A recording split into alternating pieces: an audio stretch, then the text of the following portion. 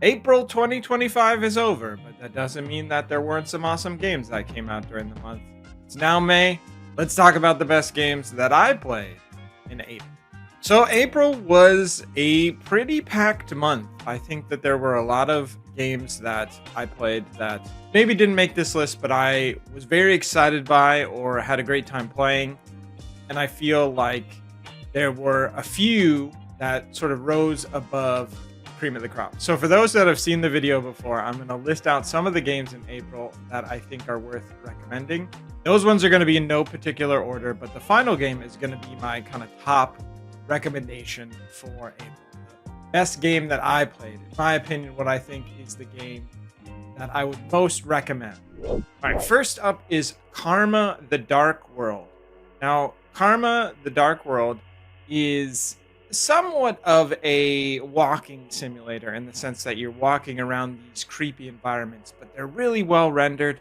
They have some stunning visuals, and this is one of those psychological games where you are going down a hallway, you see weird things, you turn around, the hallway has changed.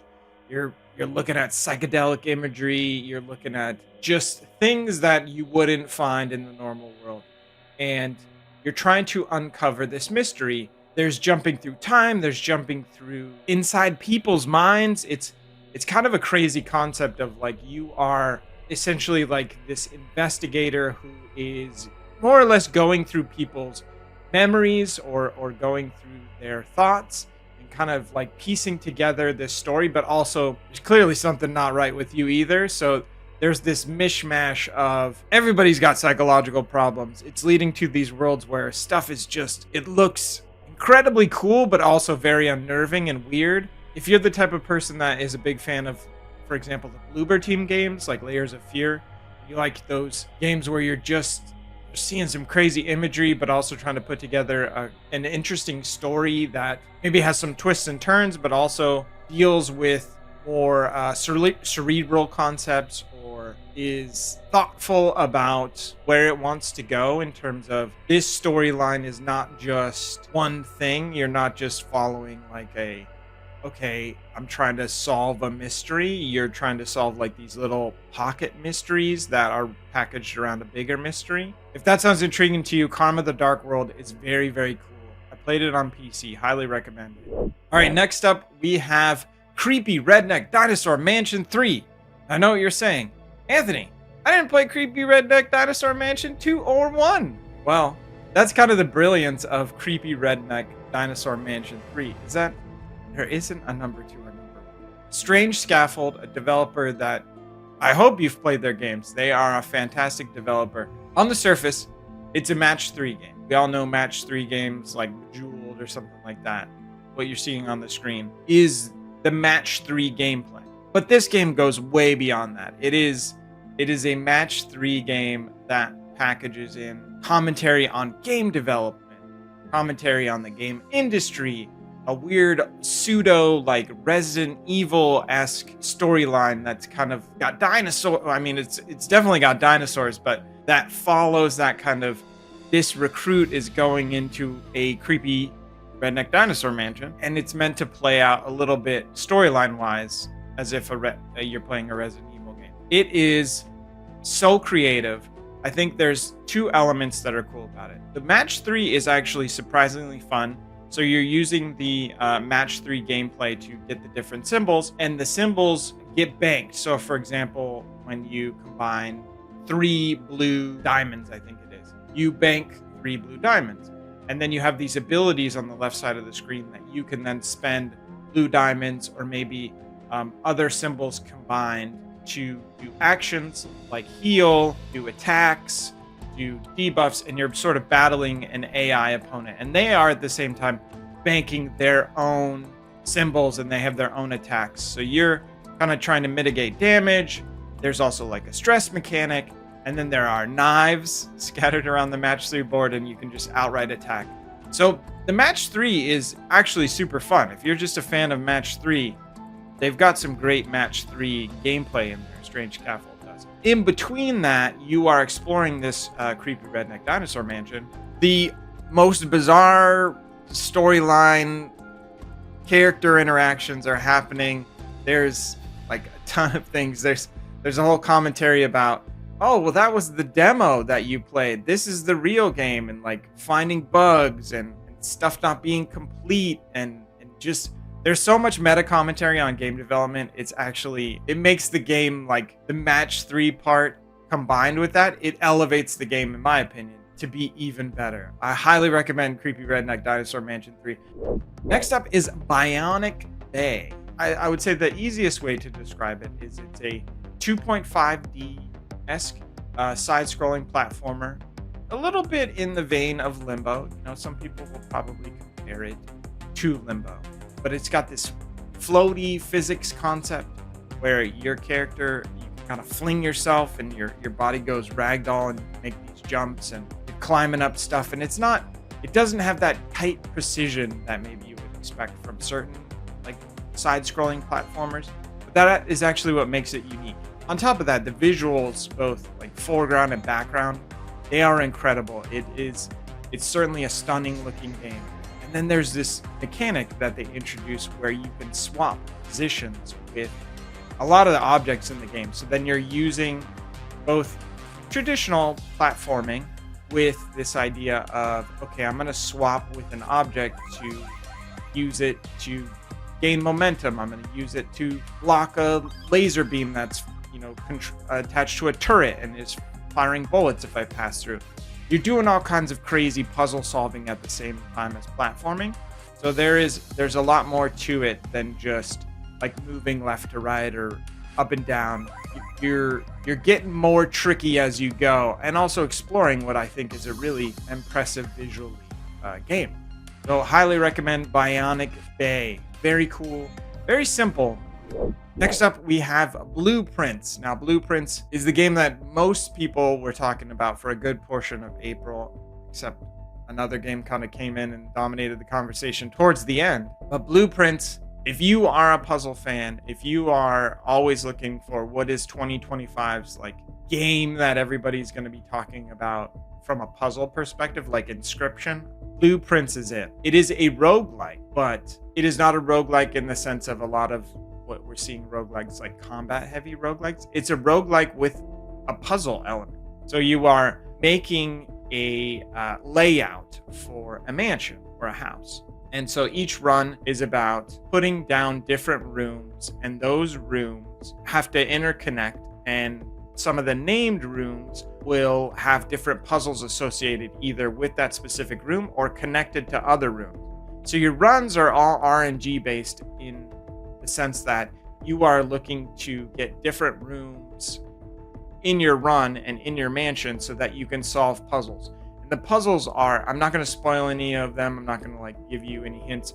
We have lots of guides, so once you start playing, if you get a little stuck, make sure to check out some of our Game Rant guides.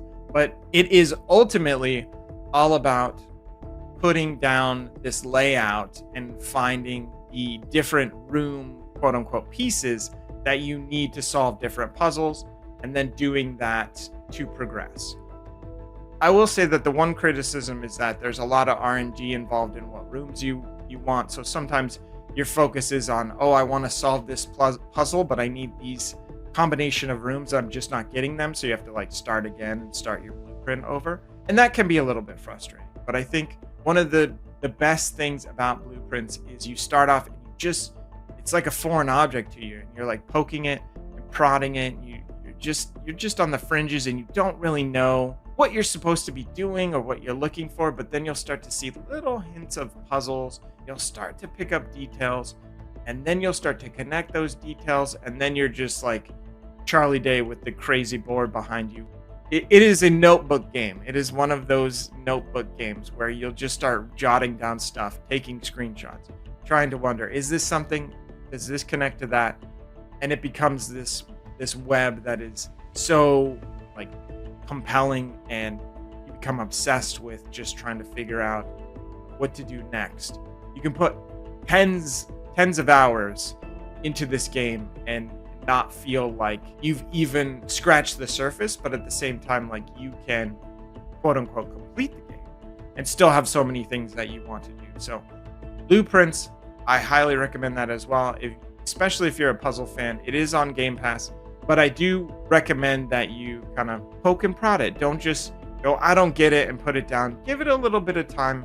Try and mess around with the puzzles. Maybe even consult a guide for how to get started and see if it scratches that itch for you.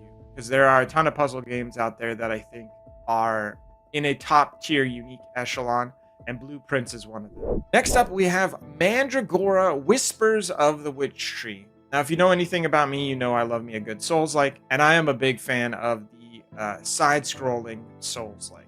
When they're done well, it scratches an itch for me that is one of my favorite itches to scratch. Mandragora, Whispers of the Witch Tree is an excellent side-scrolling Souls-like.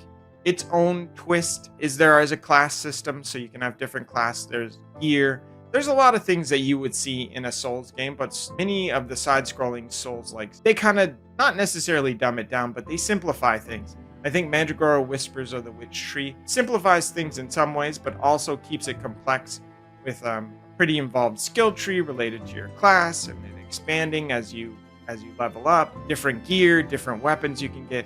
It is a very deliberate Souls-like in terms of its combat, in that you have to pace your attacks, you have stamina, and you're not going to just be zooming around. You have to be careful because you can take a lot of damage. Some of the bosses are very challenging. On top of that, it is a very pretty game. I think the visuals in the game, both the kind of side-scrolling foreground and background elements, but also you have dialogue that has kind of painterly character portraits. It's a very pretty game. I think it's a looker. It's a little, grim and morbid and gruesome in some ways, but there's beauty in that, in my opinion. And I think Mandragora, Whispers of the Witch Tree combines that kind of gothic, scary visual element with a very combat system that evolves and gets deeper the more you interact with it. But I just love me a good side-scrolling Souls-like.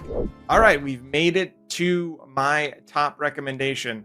It's going to come as no surprise that Clair Obscur Expedition 33 is my ultimate game recommendation for April 2025. To be honest, it is my current game of the year. It is my favorite game that I played this year. It is just, when I previewed it, if you watched my video preview, I came away so impressed with the visuals, the combat system, the way that everything is put together, not just because this is a relatively small team. Sandfall Interactive, this is their first game.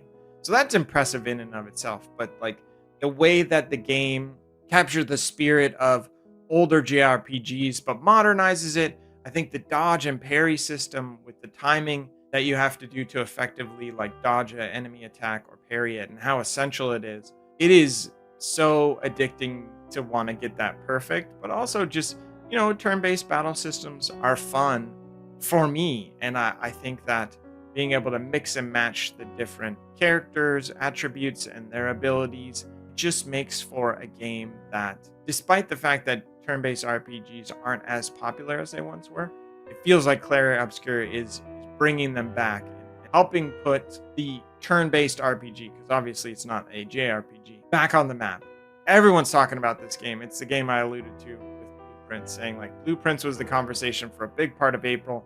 Clair Obscur came out, and now it's getting Game of the Year accolades, high scores on Metacritic, breaking records, doing all kinds of crazy stuff. And I think it's all well-deserved. It is on Game Pass, so another title that your barrier to entry is relatively low, especially if you subscribe to Game Pass.